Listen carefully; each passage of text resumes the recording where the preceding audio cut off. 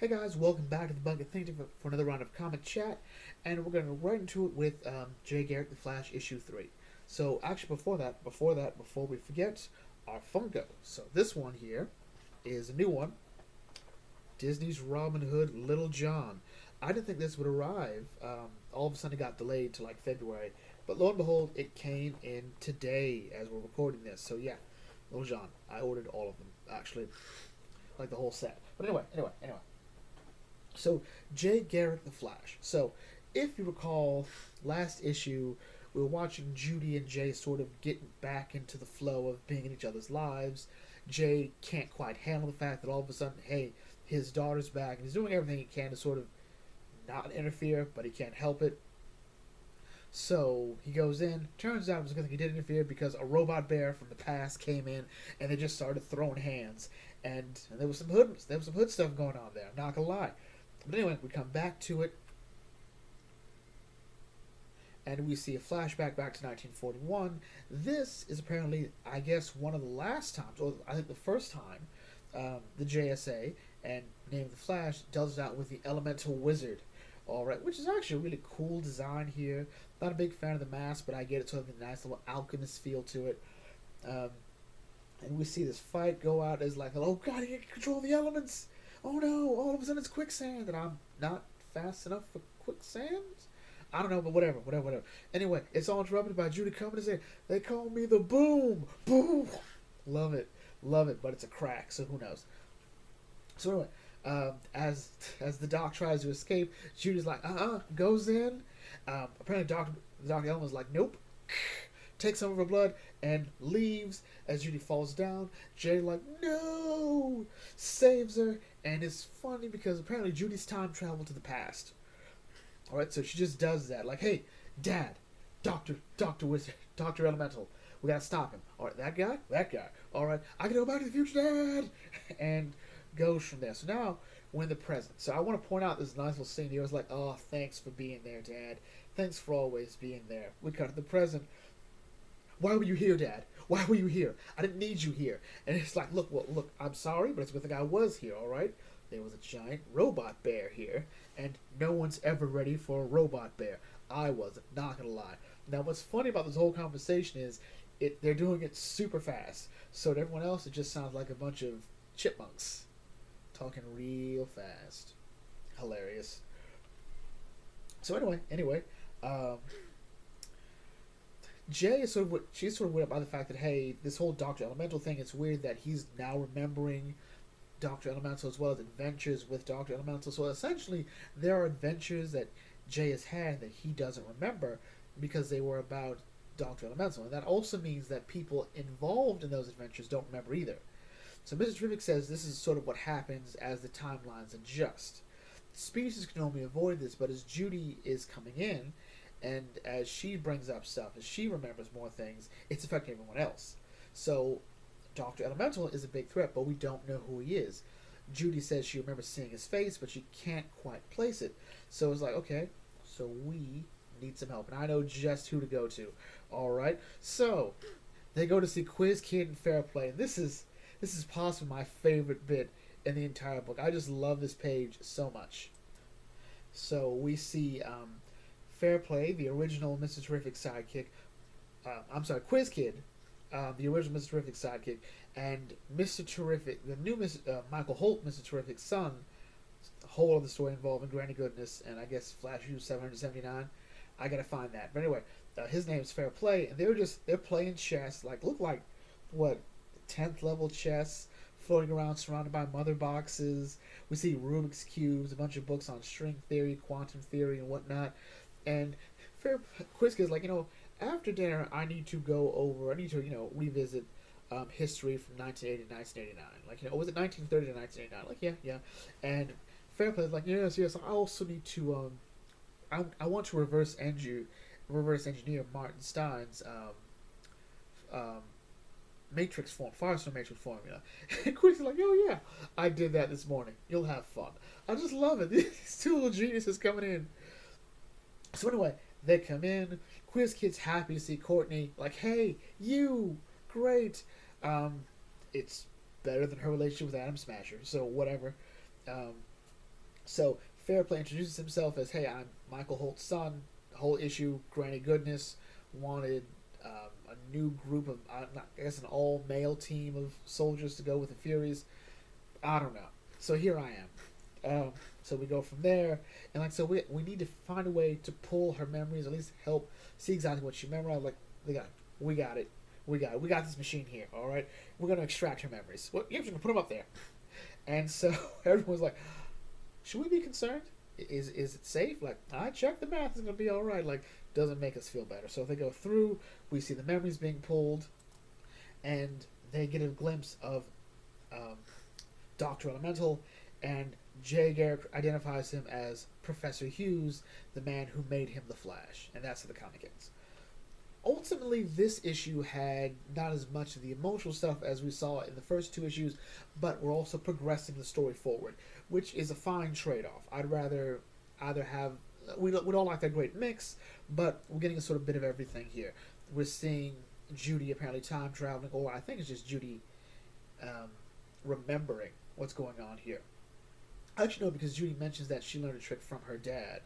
So there's that. So actually, it seems that Judy told Jay, and Jay knew because Judy told him. So, whatever. It's overall really fun, really great. We're seeing more how Dr. Elemental plays a role in the greater story here.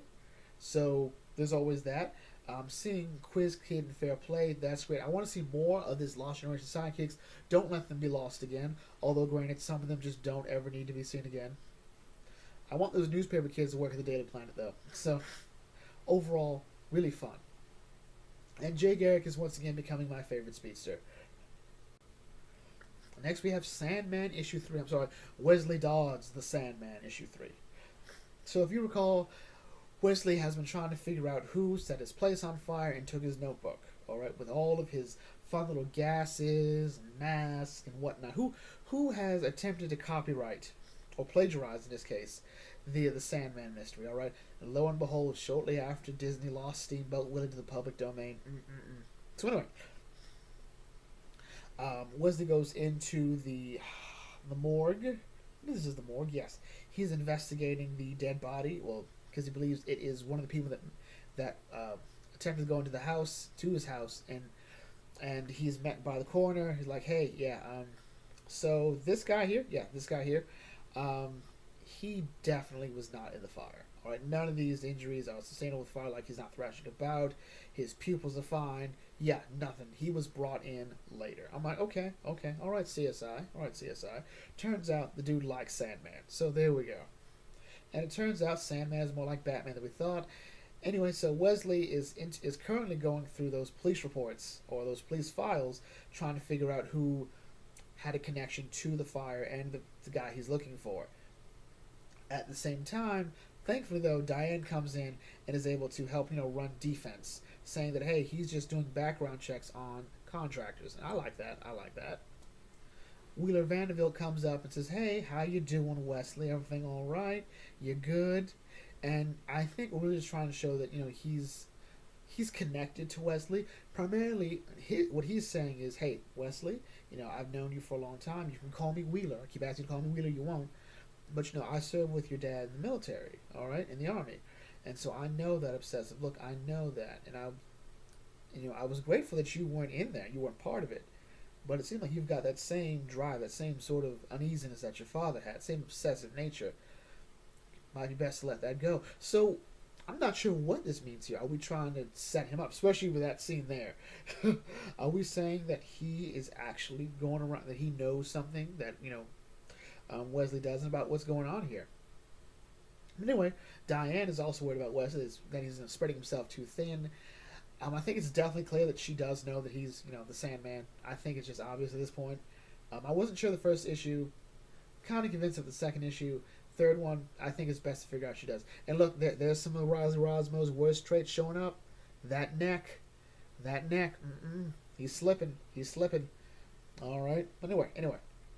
So as Wesley goes to investigate the fire, or at least the wreckage of what used to be his house, he is apprehended by the new Sandman, or the Dark Sandman, the Dust Man,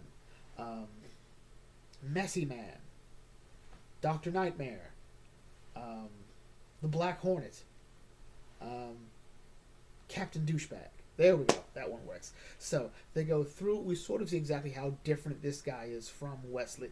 Namely the fact he's packing heat. So he's got the gas to make you woozy or to kill you, and if that don't work, got that thing on him. All right. So goes through. Oh, got that iron. And so we go a little back and forth here. He points out like you're a pacifist. Okay, you don't have what it takes to go through. He does sound a lot like the guy that Wesley that turned Wesley's proposal down for a safer form of warfare in the form of, gas that just knocks people out. So that fight ensues. We're getting sort of idea into this ideology of this person here. He's talking about a new way of war that Wesley is helping to create. Wesley pulls a fast one. He releases the gas gun. He releases the gas, goes through. Everyone's freaking out, just the two of them, and even Wesley starts to fade as it goes in, and he goes off into the dream of the damned, which apparently what next issue is going to be called. Sandman issue 3 is a bit more fast-paced than the past two, and I liked it. I think by issue 3, we want to really get our story going. All right, the first two issues, especially for this sort of series, whether it be Wesley Dodds, E.J. Garrett, Alan Scott, we should spend those first two issues of us getting to know our character, getting to know the world he occupies to some degree, as well as his support group, and go from there. All right, so now we've already found out that, hey, Wesley Dodds, he's a pacifist. He deals with a lot of horror stories about his dad and the gas. Always the gas. Like, you hear that a lot from especially World War One, about mustard gas. And so now we come to Wesley, who's trying to find a new way to make sure that doesn't happen again. And now someone's taken his work of all those different gases, the good ones, the bad ones, as well as the mask and the actual recipes, and is going around perverting the Sandman. So, overall, really fun, I think. And again, Riley Rosmo's art has gotten so much better. Green Lantern issue 3, or Alan Scott Green Lantern issue 3, and I am once again convinced that Tim Sheridan does not know what he's doing. Alright, so this is the nicest I can say it. Alright, so anyway, so if you recall these past couple issues, people close to Alan Scott have been getting hurt or dead or whatnot. And so, with this information, what does Alan decide to do? What does our hero decide to do? He decides to, for lack of a better word, get his dick wet. Pretty much. Alright, so he's going off to, talk to some boys hanging out there at the truck stop. And he finds out that one of his favorites, Tommy, is dead. Alright, so he's starting to realize there may be a connection there. He's starting to feel bad. At the same time, though, the police raid the spot for their protection. Alright? I.e., they don't like the gays. Alright? So, goes through. Alan decides, like, you know what? Forget that. Time to do some work. And he goes to investigate Tommy's body. He meets up with Jay Garrick. Jay says, Tommy deserves justice. And, well, Alan's like, yeah, he's not going to get it. They don't give justice for his kind. And there's a conversation about, the different kinds of crime that they should investigate. Jay's like, the JSA will investigate these crimes, because that's what the JSA does. But there's also this implication that Jay knows what Alan is. Like, hey, Jay, look, I know you're gay. Alright, but Alan's doubling down. He wants to create that disconnect between Alan Scott and Green Lantern. As a matter of fact, what's interesting is he starts to let his guard down and talks normally. But when he gets defensive, he adds a certain that green to his voice.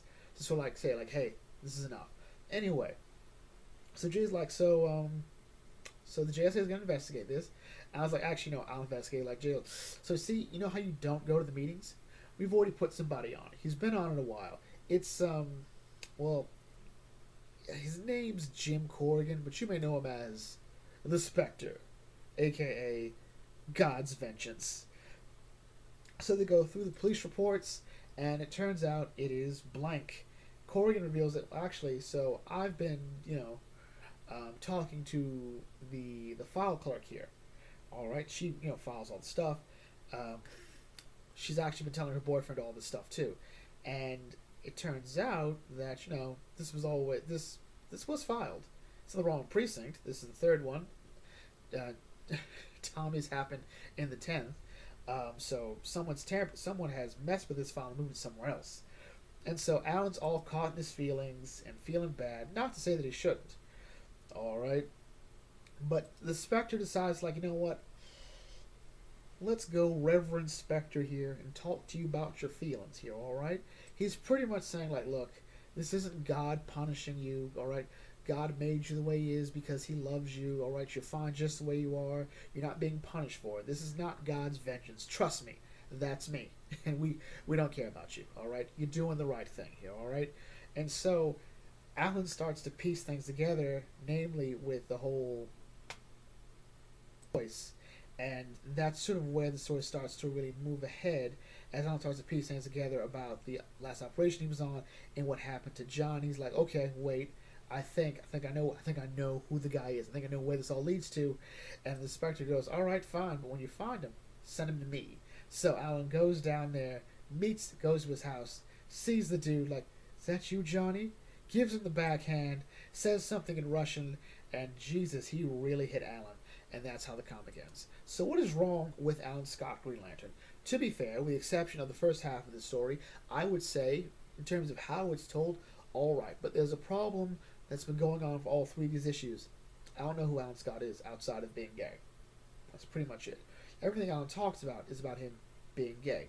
And why is that a problem? Because what is Alan's day-to-day life? Like, what is he hiding? Who is he to the community he occupies? Alright?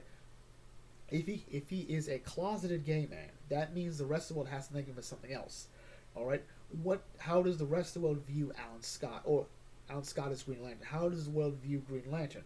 How does the world view Alan Scott? What are his important relationships that don't involve people he's going to do? Alright? Like, Alan almost comes off as a kind of degenerate here. And it's not because he's gay, but because every time he talks about some dude, he's usually having sex with them. That's kind of it. And his manservant, who he's not. I'm guessing. Probably not. And who I also think didn't realize he just dropped off the Red Lantern. I don't know. Who knows? But again, and you know what? I'm going to start reading it again. I'm going to read the Snagglepuss Chronicles. I think the Snagglepuss Chronicles is also 6 issues.